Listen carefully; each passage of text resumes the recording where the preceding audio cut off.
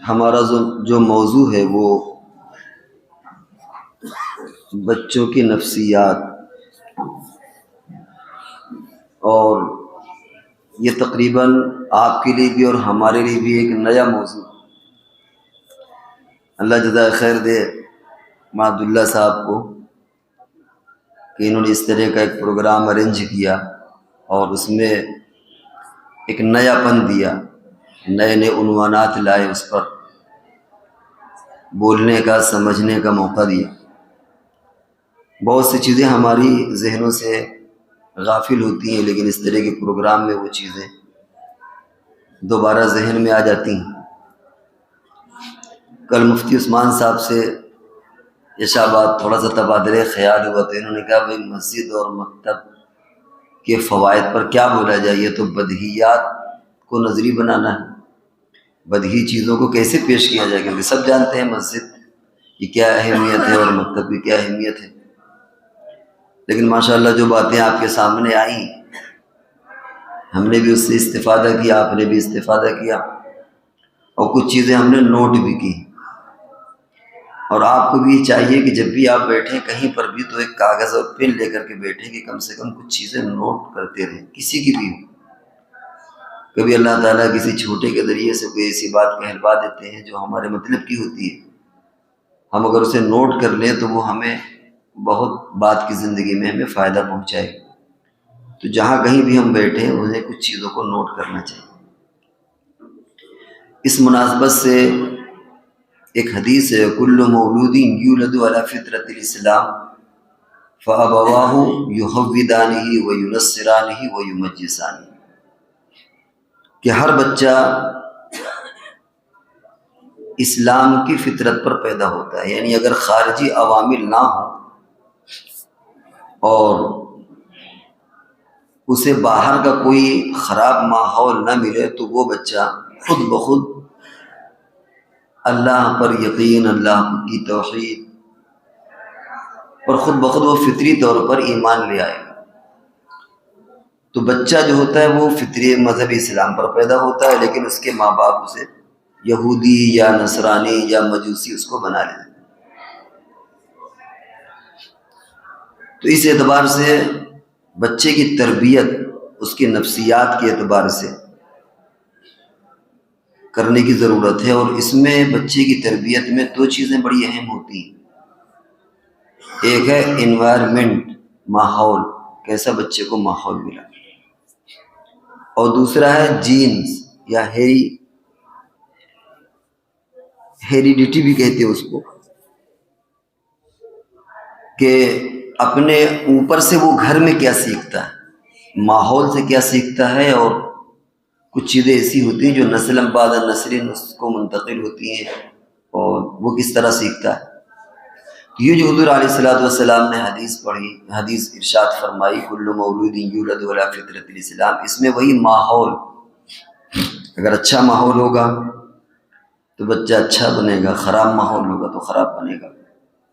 اس لیے آپ نے دیکھا ہوگا کہ وہ لوگ جو بازاری قسم کی زبان گھر میں استعمال کرتے ہیں، ان کا چھوٹا سا بچہ بھی وہی زبان استعمال کرنے لگتا ہے۔ اگر ماں باپ ایک دوسرے کو گالیوں کا تبادلہ کرتے ہیں، گھر میں گالم گلوچ ہوتی ہے، تو چھوٹا بچہ جو نہیں جانتا کہ گالی کس کو کہتے ہیں، کبھی کبھی مجمع میں یا باہر کھیل کود میں وہ بھی وہی گالی بک دیتا ہے، کیونکہ وہ سنتا رہتا ہے، اسے کیا معلوم ہے کیا ہے، اسے تو یہ معلوم ہے کہ غصے کے وقت میں یا جب مزاج خراب ہو تو یہ جملہ کہہ دیا جاتا ہے، وہ اس سے واقف نہیں ہے۔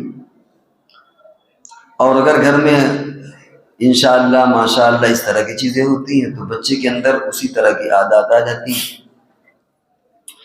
لہذا والدین کو بھی چاہیے کہ ہم ایسی زبان استعمال نہ کریں کہ ہمارا بچہ کچھ غلط سیکھے، اور جو مکتب میں پڑھانے والے ہیں وہ کبھی کبھی والدین کو بلا کر کے انہیں سمجھانا بھی چاہیے کہ بھائی دیکھیے آپ اپنے گھر میں ایسا ماحول بنائیں کہ بچے کی زبان خراب نہ ہو، کچھ مثالیں دے دیں کہ بھائی آپ کے بچے سے پڑھتے ہوئے دوسرے بچے سے کچھ جھگڑا ہوا تو اس نے یہ جملے ادا کر دی، اس سے معلوم یہ ہوتا ہے کہ آپ کے گھر میں بھی اس طرح کی زبان استعمال ہوتی ہے، لہذا آپ اس طرح استعمال نہ کریں۔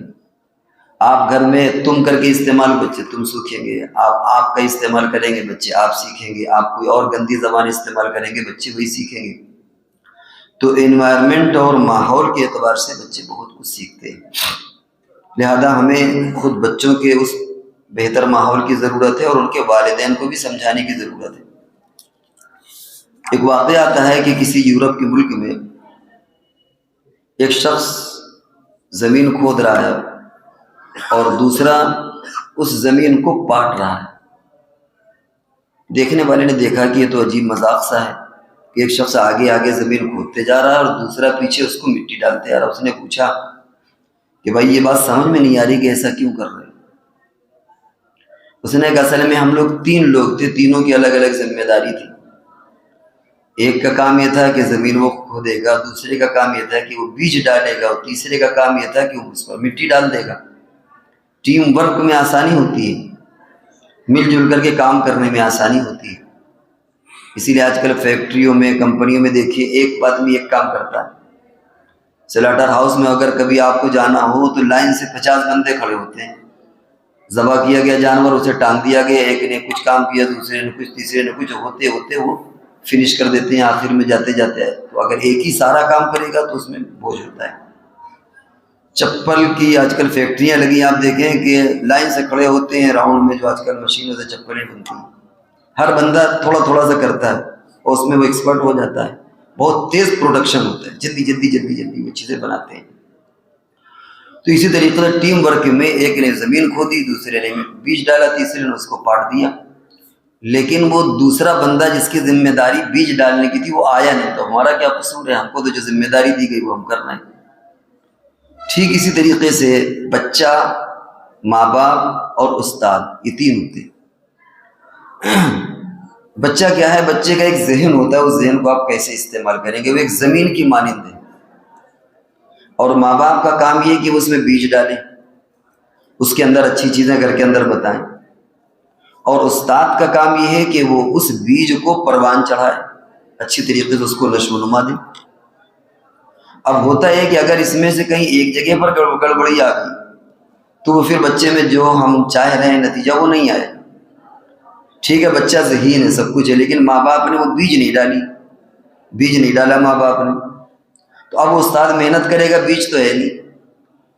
تو اس لیے جو ہمارے بچے، جو افراد پڑھاتے ہیں، وہ چاہے مکتب میں ہو یا گھر میں ٹیوشن پڑھاتے ہوں، وہ کم سے کم ماں باپ کی بھی کاؤنسلنگ کریں، ان کو بیٹھال کر کے سمجھائیں کہ دیکھو یہ اثر بچے پر پڑے گا، تو وہ اس کا احتیاط کریں گے کہ بچے بھی کیسا بیج ڈال رہے ہیں۔ کہیں بھائی ہمارا کام تو اس بیج میں پانی ڈالنا ہے، بیج ڈالنا تو آپ کا کام ہے، ہم سب کچھ نہیں دے سکتے۔ تو اس انداز میں بھی سمجھانے کی کوشش کی جائے۔ اسی طریقے سے بچہ کب سے سیکھنا شروع کرتا ہے؟ بچہ کہتے ہیں کہ ماں کے پیٹ سے سیکھنا شروع کر دیتا ہے، حمل کے زمانے سے، اور اب تو اس کے تجربات بھی ہو گئے ہیں۔ ایسی ڈاکومنٹری آئی ہیں، ایسی فلمیں بنی ہیں جن میں بچہ ماں کے پیٹ میں حمل کے مراحل سے کیسے گزرتا ہے وہ سب اس میں دکھایا گیا ہے، کہ اگر ماں ذکر کر رہی ہوتی ہے تو اس کا اثر بچے پر پڑتا ہے، ماں اگر کوئی فلم دیکھ رہی ہوتی ہے تو اس کا اثر بچے پر پڑتا ہے، جو ماں کرے گی اسی اعتبار سے بچے پر اس کا اثر پڑتا ہے۔ تو اس اعتبار سے بھی ماں باپ کو بھی سمجھانے کی ضرورت ہے کہ بھائی ہمارا بچہ حمل کے زمانے سے ہی تجربات کو لینا شروع کر دیتا ہے۔ چنانچہ کہاں تک صحیح ہے یا غلط ہے، اسرائیل کے تعلق سے آتا ہے کہ ہمارے یہاں شادیوں کے بعد اگر عورتیں حاملہ ہو جاتی ہیں تو ساس بہو کے جھگڑے شروع ہو جاتے ہیں، اس کا اثر بہو پر مینٹل ٹارچر یا ٹینشن ہوتا ہے، تو بچے بھی ایسے پیدا ہوتے ہیں جو ٹینشن والے ہوتے ہیں، الجھنی ہوتے ہیں، بے چین ہوتے ہیں۔ اور یہودیوں کیا ہوتا ہے کہ جہاں عورت پریگننٹ ہوئی، حاملہ ہوئی، تو اس کو باقاعدہ سپریٹ کر دیا جاتا ہے، اس کو اچھی کتابیں دی جاتی ہے، اچھی غذا دی جاتی ہے، اچھی سوچ دی جاتی ہے۔ جیسی سوچ ماں کی ہوگی وہی سوچ بچے پر کسی نہ کسی درجے میں منتقل ہوتی ہے، تو بچے بھی صحت مند اور توانا پیدا ہوتے ہیں۔ اس کے بعد پھر جب بچہ پیدا ہوا تو ہم اور آپ سب جانتے ہیں، بہت سے بزرگوں کے واقعات ہیں کہ بہت سی مائیں تھیں جو وضو کے ساتھ دودھ پلاتی تھیں، اس کا ایک اپنا اثر ہوتا ہے۔ آج کل کیا ہوتا ہے، موبائل کے ذریعے دے دیا اور تو بچہ وہی سب چیزیں سیکھتا ہے، تو بچہ وہاں سے سیکھنا شروع کر دیتا ہے۔ پھر بچے کی نفسیات میں 3-4 کیٹیگری ہوتی ہیں۔ ایک کیٹیگری تو ہوتی ہے 3 سال سے لے کر کے 6 سال تک، اور ایک اس سے پہلے کی ہے وہ تو بس اسے بچے کو خود بھی شعور نہیں ہوتا ہے. لیکن 3 سال سے لے کر کے 6 سال اس کو کہتے ہیں پری اسکولنگ ایج، یعنی وہ ایج جس میں ابھی اسکول جانے کی اسے ضرورت نہیں. ہمارے یہاں تعلیم کا کچھ ایسا ہوا ہو گیا ہے کہ لوگ 3 سال کا ہوا اور اس کو ایڈمیشن کرا دیں. اور اسکولوں کی بھی پالیسی ہوتی ہے کہ بھائی پہلے کرا لو ورنہ پتہ نہیں بعد میں ایڈمیشن ملے کہ نہ ملے. تو 2-3 سال بلا وجہ ہی وہ 1,00,000 2 لاکھ روپے فیس میں خرچ کر دیتے ہیں، حالانکہ اس میں کچھ پڑھائی وڑھائی نہیں ہوتی. اسی لیے اس کو کہتے ہیں پلے گروپ. پلے گروپ کا مطلب ہے کہ کھیل کود، یعنی جن بچوں کو گھر میں کھیلنا چاہیے وہ جا کے اسکول کھیلتے ہیں. تو وہ پیرنٹس جو دونوں ملازمت کرتے ہیں، گھر میں نہیں رہتے، ان کے لیے تو سمجھ میں آتا ہے کہ چلو بھائی میاں بیوی بھی دونوں سروس کے لیے نکل گئے، بچے کو کون سنبھالے گا، تو اسکول میں بھیج دیے، وہ پلے کر رہا ہے، وہاں کھیل رہا ہے. لیکن ہمارے اسلامی معاشرے میں جہاں ایسا نہیں ہے تو وہاں بچے کو بھیجنے کی کیا ضرورت ہے. لیکن اب ایک بہاؤ ہے اور ایک نشہ ہے تعلیم کا، تو 3 سال کی عمر میں بچے کو پلے گروپ میں داخل کر دیا، بلکہ 2.5 سال کے بچے میں. تو اس کو کہتے ہیں پری اسکولنگ ایج، یعنی ابھی اسکول بھیجنے کی ضرورت نہیں. بلکہ اسلامی نقطۂ نظر سے تو 7 سال سے پہلے بھیجنے کی ضرورت نہیں، کیونکہ 7 سال تک ہے کہ گھر میں نماز، گھر میں ان کو مارو، گھر میں تربیت کرو، پھر ان کو باہر نکالو. لیکن بہرحال تو یہ ایک ایج تو ہوتی ہے 3 سے لے کر کے 6 سال. پھر ایک ایج ہوتی ہے 6 سال سے لے کر کے 11 سال تک. اس 11 سال کی عمر میں کیا ہوتا ہے کہ اس میں بچہ کھیلتا بھی ہے اور پڑھتا بھی ہے، لیکن کھیل میں پڑھتا ہے. بہت زیادہ اس پر پڑھائی کا برڈن نہیں ڈالنا چاہیے. ہمارے یہاں چونکہ یہ ملک تعلیمی اعتبار سے پیچھے ہے تو بچے کو ایک گدھے کی طرح بنا دیتے ہیں. بہت جتنے اگر 10 کلو کا بچہ ہے تو 10 ہی کلو کا اس کا بستہ ہوتا ہے. لیکن یورپ وغیرہ میں اسکول میں یہ بیگ اور بستہ یہ کچھ ہے ہی نہیں. بچہ گیا انجوائے کر کے چلا جائے، ساری کاپی کتابیں وہیں اس کی جمع ہوتی ہیں، تو وہ کھیل میں پڑھتا ہے. ہمارے یہاں خارجی دباؤ اس پر ڈالتے ہیں. اور اس عمر میں کھیلنے بھی دینا چاہیے، کیونکہ کھیلنے سے نشو و نما پیدا ہوتی ہے. بچے کی بیٹری چارج رہتی ہے. آپ دیکھیں اسے، ایک بچہ کتنا کھیلتا ہے، تھکتا نہیں. لیکن آپ اگر کھیل لیں آپ تو تھک جائیں گے. ہم لوگ جو عمر ہوتی ہے تو بیٹری ہماری ڈاؤن ہوتی رہتی ہے. نیا موبائل ہوتا ہے، آپ ایک بار چارج کر لیں تو کہیے ہفتوں چل جائے، چھوٹا والا فون. جو پرانا ہوتا رہتا ہے وہ صبح چارج کریے، دوپہر میں ختم، دوپہر میں چارج کریے، شام کو ختم. چارجنگ کی جلدی ضرورت ہوتی ہے اور تھکتا جلدی ہے، ڈسچارج جلدی ہوتا ہے. اور بچے کیا ہوتے ہیں، ان کو اتنی انرجی اس کی ہوتی ہے کہ اس سے انہیں ویسٹ کرنا پڑتا ہے. اگر آپ انہیں زیادہ پابند کریں کھیلو نہیں تو وہ ان کے لیے نقصان دہ ہے. وہ انرجی جو ان کے اندر ہے وہ ویسٹ کریں گے، ادھر کودیں گے ادھر کودیں گے، ادھر بھاگیں گے ادھر بھاگیں گے. یہ اللہ نے ان کے لیے دی ہوئی. تو اس کا بھی خیال رکھنا چاہیے کہ ہم بچوں کو کھیلنے کودنے سے منع نہ کریں. اس کے بعد ایک عمر آتی ہے 11 سے لے کر کے 20 سال تک، یہ ہوتی ٹین ایج، جس کو ہم عنفوان شباب کہتے ہیں، نوجوانی. یہ سب سے سیریس اور سنجیدہ عمر ہوتی ہے بچوں کے لیے. اس میں کیا سکھانا ہے کیا نہیں سکھانا، بچہ اسی میں بنتا اور بگڑتا ہے. پھر اس کے بعد 20 سال سے 40 سال کی عمر یہ شعور کی ہوتی ہے، اور پھر 40 سال سے 60 سال مزید اسی شعور کو پختہ کیا جاتا ہے. اور پھر 60 کے بعد جو ایک سیٹ اپ بن گیا اسی پر بندہ زندگی گزارتا ہے. اس وقت ہمیں جو لینا ہے وہ 6 سال سے 11 سال تک، چونکہ مکتب میں عام طور سے بچے ہوتے ہیں، اور کبھی کبھی 11 سال سے 20 سال تک. اس موقع پر ہمیں بچوں کی ذہن سازی کرنا ہے کہ وہ کیا کر رہے ہیں کیا نہیں کر رہے ہیں، اور ان کو کس طرح کی تربیت کی جائے. تربیت کے 3 مراحل ہوتے ہیں، 3 چیزیں ہوتی ہیں. ایک ہے سیاسی اعتبار سے تربیت، ایک ہے سماجی اعتبار سے تربیت، اور ایک ہے جنسی اعتبار سے تربیت. سب سے پہلے ہم سماجی کو لیتے ہیں. سماجی اعتبار سے ہم بچوں کو سمجھانے کی ضرورت ہے کہ ہمارے سماج میں کیا ہے، کس طریقے سے اپنے آپ کو اچھا بنائے کہ اچھا بچہ شمار ہو. اور اس تعلق سے ہمیں واقعات سنانے کی ضرورت ہے. بچے واقعات سے بہت سیکھتے ہیں.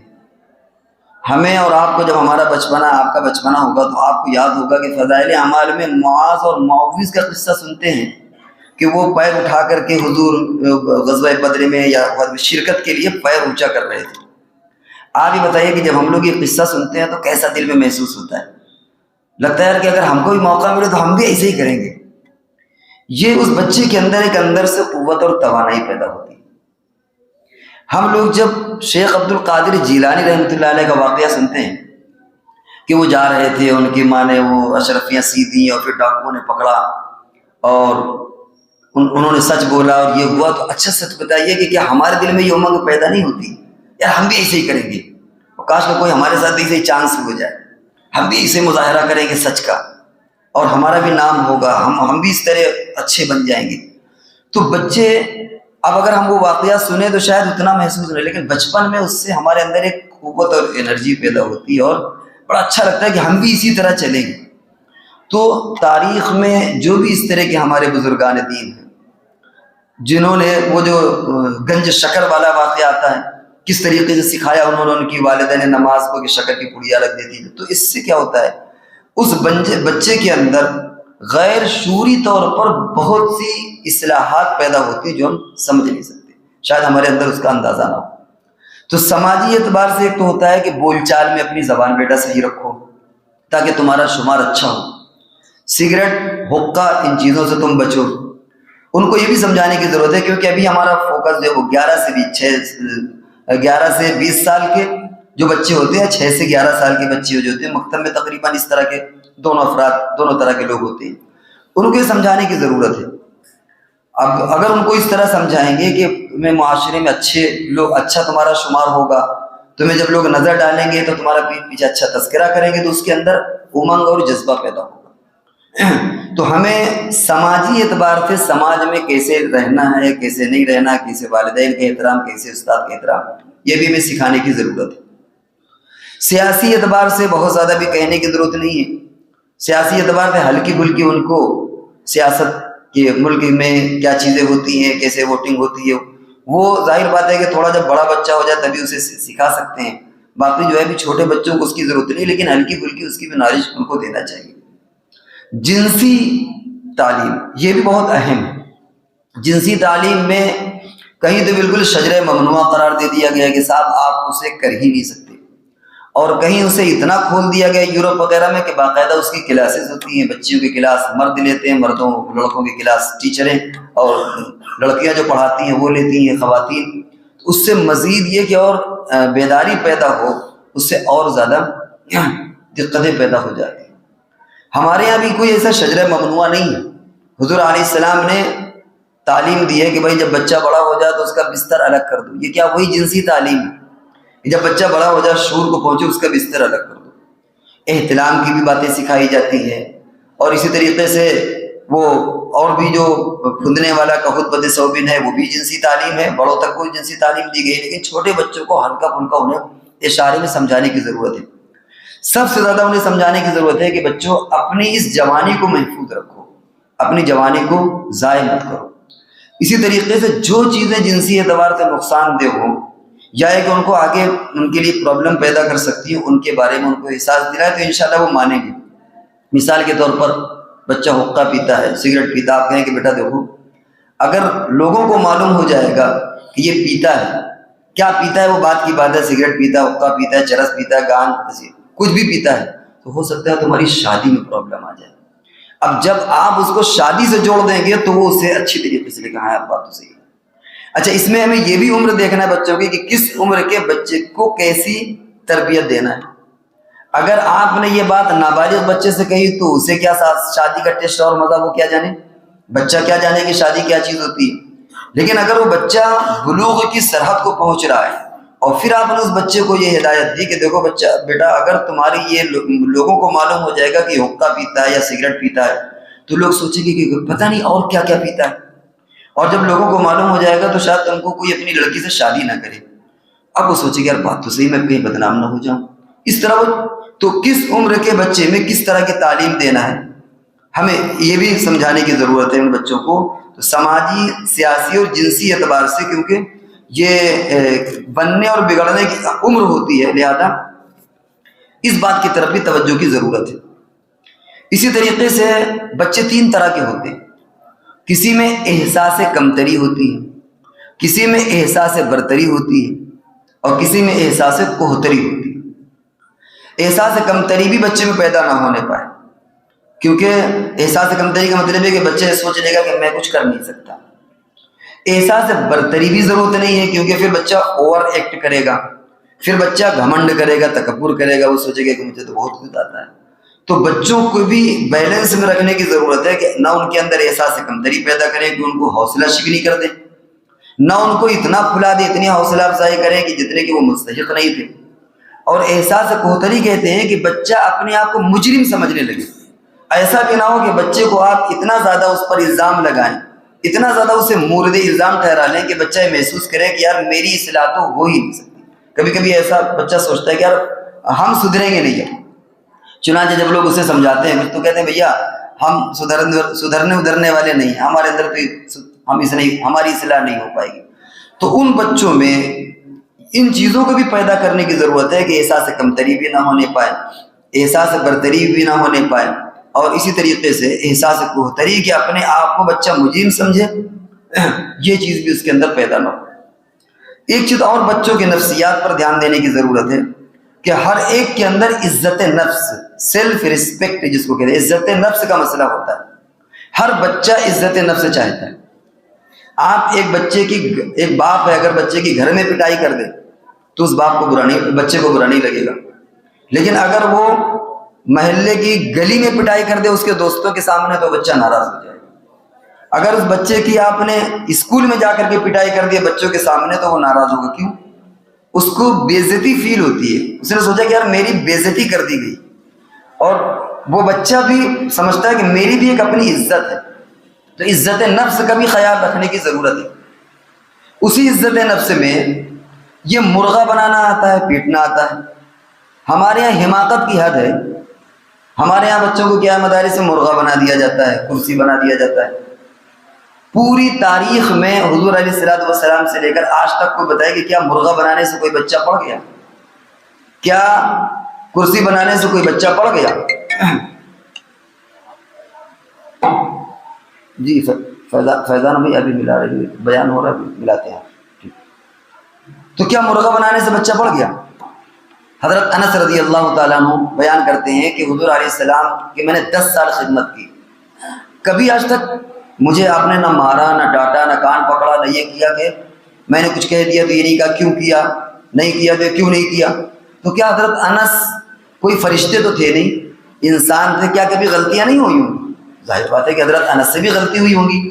حضور نے کبھی مارا کسی کو؟ تو اگر حضور علیہ السلام یہ تعلیم دے رہے ہیں کہ بغیر پٹائی کے بھی کام ہو سکتا ہے۔ پٹائی یہ کسی زمانے میں رہی ہوگی، لیکن اب تو معاملہ کہیں سے کہیں پہنچ گیا، اب تو آپ بھول جائیں پٹائی۔ کسی زمانے میں آدمی کتنا بھی بچوں کو مار لے کوئی مسئلہ نہیں، آج تو ذرا سا ڈانٹ دیا تو کہیں جا کے خودکشی کر لے، ہو کہیں چھلانگ لگا دے، جان دے دے۔ تو اس لیے ہر زمانے کے اعتبار سے چیزیں سینریو چینج ہوتی رہتی ہیں۔ پہلے کا زمانہ الگ تھا، اب کا زمانہ الگ ہے، تو سیلف ریسپیکٹ کی ضرورت ہے۔ اور یاد رکھیے گا، وہ چاہے ماں باپ ہو اور وہ چاہے استاد ہو، اگر آپ نے بچے کی سیلف ریسپیکٹ اور اس کی عزت نفس کا خیال نہیں کیا تو بچے انتقام اور بدلہ لیتے ہیں بڑھاپے تک۔ چھوٹے بچے ماں باپ سے بھی بدلہ لیتے ہیں کہ میرے باپ نے میری پٹائی غلط کی تھی، مجھے غلط ڈانٹا تھا، میرے ساتھ یہ غلط سلوک کیا تھا۔ اور شیطان کبھی کبھی بڑھاپے میں جب باپ یا اپاہج ہو جاتے ہیں تو کبھی کبھی شیطان ان کو وہ چیزیں ابھارتا ہے کہ میرے باپ نے میرے ساتھ یہ کیا تھا، یہ کیا تھا، یہ کیا تھا۔ اسی طریقے تو استادوں کا معاملہ ہوتا ہے۔ اگر کسی استاد نے غلط مارا تو ٹھیک ہے، استاد اور شاگردی کا حق اپنی جگہ پر، لیکن پھر وہ طالب علم بڑھاپے میں اس کو بھولتے نہیں، وہ یاد رکھتے ہیں کہ میرے ساتھ زیادتی ہوئی تھی، میرے ساتھ ظلم ہوا۔ اور سزا دینے میں بھی آپ اگر مخلص ہوں گے تو انشاءاللہ کچھ نہیں ہوگا۔ اگر آپ کے اندر اخلاص نہیں ہے تو اس کا اثر پڑتا ہے۔ کیا ہے، دل ریزت بر دل ریزت، کچھ ایسا دل کا معاملہ ہوتا ہے کہ جیسی نیت آپ کی ہوگی اسی طرح معاملہ ہوتا ہے۔ بعض لوگ دیہاتوں میں کہتے ہیں کہ اگر آپ پرندوں کو دانہ چگائیں تو وہ کہیں آپ کے ہاتھ سے دانہ کھانے لگے، لیکن اگر غریل لے کر کے نکل جائیں غلط ارادے سے تو پرندے اڑ جاتے ہیں، ایسا محسوس ہوتا ہے جس سے ان کو کسی چیز نے سمجھا دیا۔ آپ ہی کے مدرسے کا ایک واقعہ ہے، آپ کو ہنسی بھی آئے گی، اور نام اس لیے نہیں لے رہے کہ وہ سب چیزیں ظاہر ہو جائیں گی۔ ایک استاد نے بچے کی پٹائی کر دی، طالب علم نے چھڑی پکڑ لی، بس اگر مارا تو سمجھ لیجیے۔ مدرسے کے صدر مدرس صاحب کو اطلاع ہوئی، وہ یہاں تشریف فرما بھی ہیں، انہوں نے اس کی جم کی پٹائی کی، اور اس طالب علم نے چھڑی نہیں پکڑی۔ تو ہم نے ان سے پوچھا کہ بھائی ایسا کیا کہ استاد نے پٹائی کی تو بچے نے چھڑی پکڑ لیا، گویا بے ادبی کے لیے تیار ہو گیا۔ اور آپ نے پٹائی کی، حالانکہ آپ استاد نہیں ہیں، ہوا کریں صدر مدرس لیکن استاد تو نہیں ہے، استاد کا احترام تو زیادہ ہوتا ہے، خاص طور سے اگر حفظ کا استاد ہو، تو آپ کی پٹائی وہ برداشت کرتا رہے۔ انہوں نے کہا اصل میں ان استاد صاحب نے کبھی کپڑے دھلنے کے لیے دیے ہوں گے اور اس نے کپڑے دھلنے سے انکار کر دیا ہوگا یا بہانہ بنا دیا ہوگا یا صاف نہیں دھلا ہوگا، تو وہ دل میں کسک رکھے رہے، اس کا بدلہ انہوں نے سبق میں لیا، مارا کم چاہیے تھا زیادہ مار دیا، بچے نے وہ دل میں محسوس کر لیا تو نے چھڑی پکڑ لی کہ بس ہو گیا۔ اور ہم نے جو پٹائی کی وہ اخلاص سے پٹائی کی، ہم نے اس لیے پٹائی کی کہ تم نے بدتمیزی کیوں کی، تم میرے ڈنڈے کھاتا رہا ہو، لیکن اس کی ہمت نہیں ہوئی کہ وہ چھڑی پکڑے، لیکن استاد نے پٹائی کی تو اس نے چھڑی پکڑ لیا۔ اس لیے یہ ذہن میں رکھیے گا کہ ہمارے دل کا اثر اس پر ہوتا ہے، جس انداز میں آپ پٹائی کریں گے اس کا اس چیز کے بچوں پر اس کا اثر پڑتا ہے۔ بہرحال ہمارا فوکس چونکہ مکاتب کے بچے ہیں، لہذا ان کے ساتھ ایک چیز اور آتی ہے، ابھی جو ہم نے آپ سے بتایا کہ ان کو ڈانٹنا کتنا ہے، ان کی حوصلہ افزائی اتنی زیادہ حوصلہ افزائی بھی نہ ہو کہ وہ ضرورت سے زیادہ آپ ان کی تعریف کر دیں، اسی لیے انعام تقسیم کیے جاتے ہیں کہ بھائی کوئی حوصلہ افزائی، لیکن ایک لیمٹ میں رہ کر کے، اور ڈانٹ ڈپٹ بھی ہوتی ہے۔ لیکن ایک چیز ہمارے یہاں آتی ہے، بیڈ ٹچ جسے کہتے ہیں، چھونا یا مارنا۔ مثال کے طور پر ہم مکتب گھر میں پڑھانے جاتے ہوں یا مکتب میں پڑھانے جاتے ہوں اور ہم نے اس کو مارا، تو اب ہم کس طرح مار رہے ہیں؟ ہم نے اس کو یوں مار دیا، تو اب مارنے میں ہمارا کیا انٹینشن ہے، کیا ہمارا ارادہ ہے، یہ بھی یہ بچہ محسوس کرتا ہے، آپ محسوس کریں نہ کریں، بچہ محسوس کر لیتا ہے۔ لہذا ہمیں کم سے کم چہرے پر ہاتھ نہیں لگانا چاہیے۔ جو امرت بچے ہوتے ہیں، عجیب فقہا کی شان دیکھیے، انہوں نے یہاں تک کہہ دیا ہے، بھائی ہماری بات نہیں ہے اس لیے برا نہ لگے آپ کو، فقہا نے تو یہاں تک لکھا ہے کہ مکتب میں پڑھانے والے اساتذہ، جو مکتب میں خاص طور چھوٹے چھوٹے بچوں کو پڑھاتے ہیں یا جو گھروں میں ٹیوشن، ان کی گواہی معتبر نہیں ہے۔ آپ چونک رہے ہوں گے کہ یہ کیا گواہی اس لیے معتبر نہیں ہے، یعنی یہ اس طرح کے ایک انداز میں لکھا، ہر آدمی اس کیٹیگری میں نہیں آتا، کہ جب یہ بچوں کو پڑھائیں گے تو کیا ہے، ایسے چھو دیں گے۔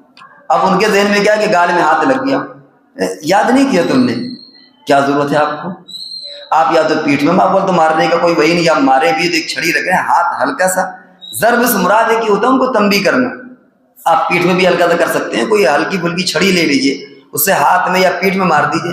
یہاں اس طرح کرنے سے کیا ہوا کہ آپ نے رگڑتے ہوئے ہاتھ یوں کر دیا، اس نے سب سمجھ لیا۔ تو فقہا کتنے دور اندیش تھے، انہوں نے کہا کہ ان کی گواہی معتبر نہیں، کیونکہ نہ جانے کتنے گناہ تو کرتے رہتے ہیں یہ گھر میں جا کر کے یا بچوں کو پڑھا کر کے، اس لیے ہمیں اس کو بیڈ ٹچ کہتے ہیں انگریزی میں، اس لیے ہمیں ان باتوں سے بھی اپنے آپ کو بچانے کی ضرورت ہے۔ اسی طریقے سے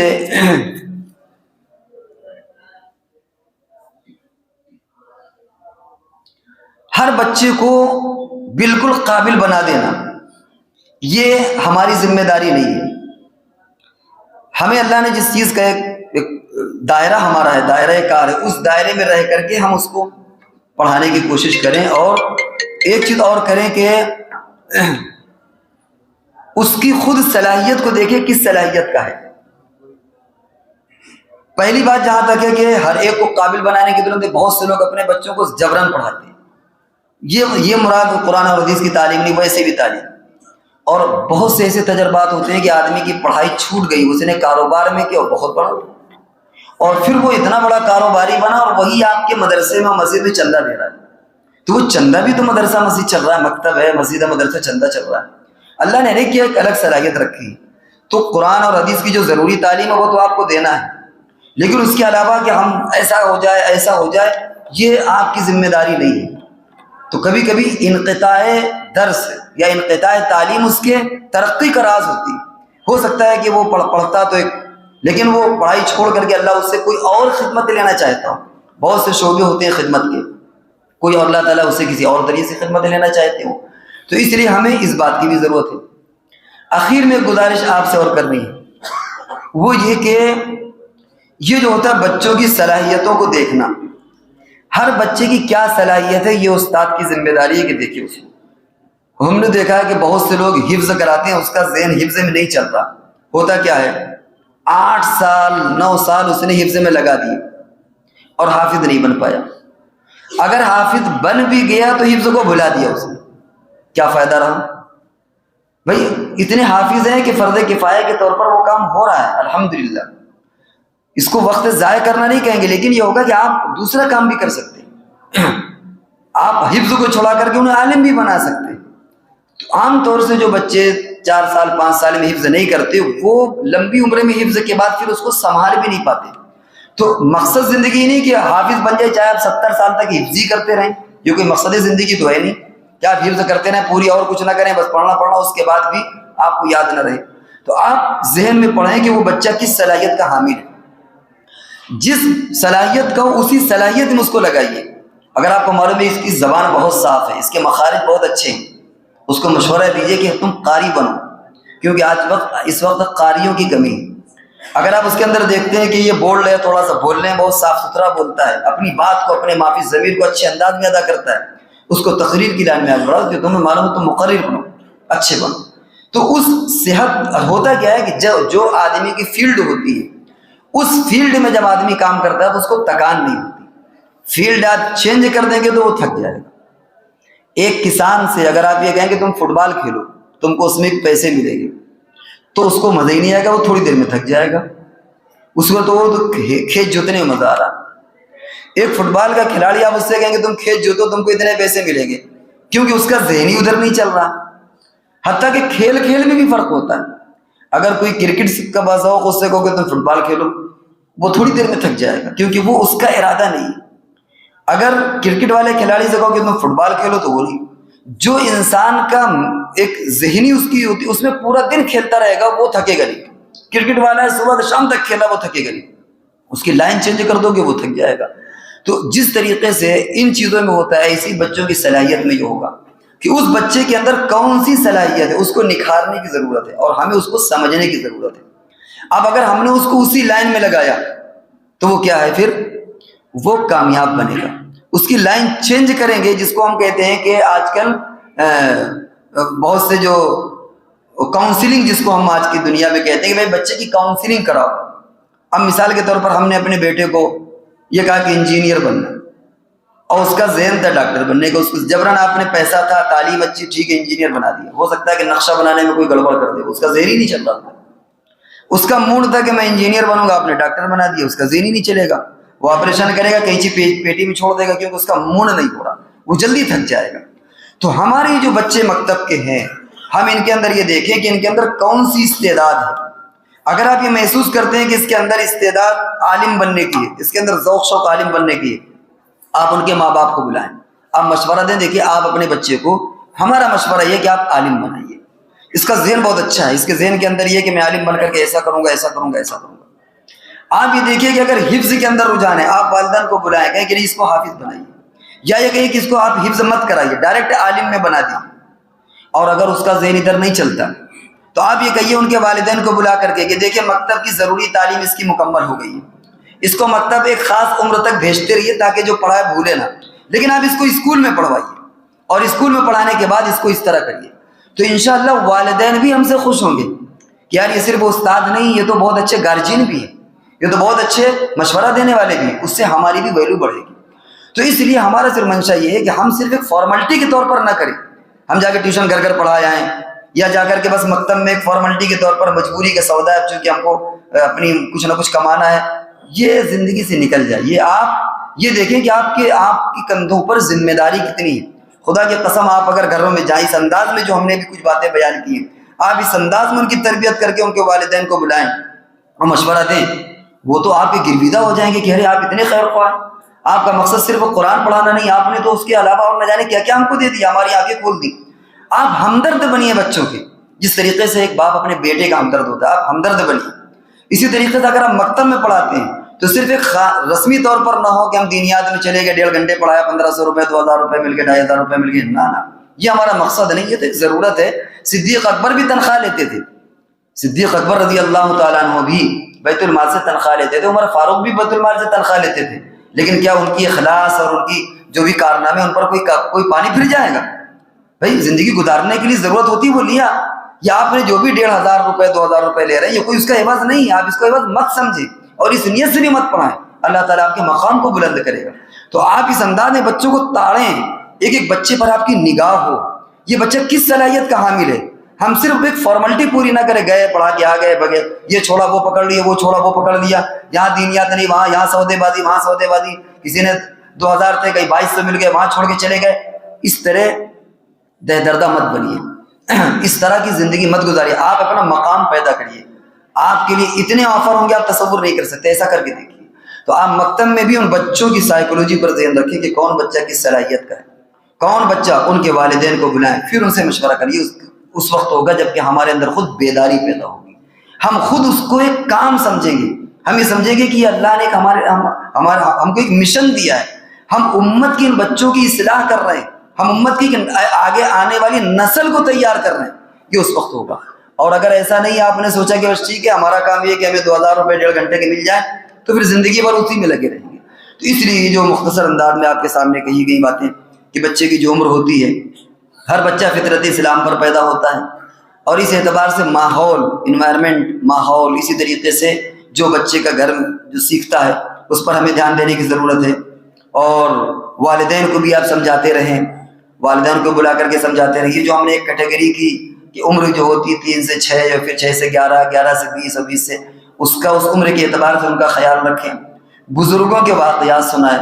بہت زیادہ ان کو اتنے بھی ہمیشہ تانا نہ دیں فلانے نے تو یہ کر لیا. دیکھیں ہر بندے کی ایک الگ استعداد اور صلاحیت ہوتی ہے. اگر کوئی ٹاپ کر گیا تو اپنے بچے سے یہ نہیں کہے کہ فلانے نے تو ٹاپ کر لیا تم کچھ نہیں کرتے ہو سکتا ہے کہ یہ اس ٹاپر سے زیادہ کامیاب ہو جائے. ٹاپر جا کر کے کیا بن جائے گا, کسی بینک کا کسی کمپنی کا کیا زیادہ مینیجر بن جائے گا, 1 2 لاکھ کما لے گا. ہو سکتا ہے آپ کا بیٹا اس ٹاپر سے زیادہ باصلاحیت ہو, کاروبار میں نکل کر کے اسی ٹاپر کو اپنے یہاں آ کر کے ملازم رکھ لے. اپنے کبھی حقیر بچوں کو مت دیکھیں وہ اس کے نمبر اتنے آ گئے تمہارے نمبر ایسے کیوں آئے, یہ مت دیکھیے. جو آئے اسی کو غنیمت سمجھیے. ہر ایک کے اندر اللہ نے استعداد دی ہے. یہی آپ کا بیٹا, یہی آپ کا بچہ جس کو آپ ٹاپر نہیں کہہ رہے, یہ اسی ٹاپر کو اپنے ملازم بھی رکھ سکتا ہے.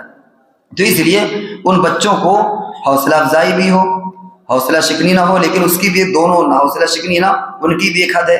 سزا کا تعلق ختم ہو گیا ہے. ہم نے جامعہ میں ایک مرتبہ دیکھا کہ ایک بچہ مرغام نے ان کو بلایا, ہم نے کہا داس صاحب سے بات کہی. ہم نے کہا بتائیے کہ مرغہ رہ کر کے ایک تو بے ادبی ہو رہی ہے, قرآن کی سورین اوپر کی ہوئی ہے, کوئی کسی نے اگر ویڈیو بنا کر کے بھیج دیا تو آپ نپ جائیں گے. دوسرے کیا بچہ پڑھے گا, اس کی ٹانگ ٹوٹ رہی ہے, کیا بچہ پڑھے گا. ایک نے کرسی بنا کے پڑھا. ہم نے کہا کہ دیکھنے کا ڈسٹینس 12 انچ ہونا چاہیے.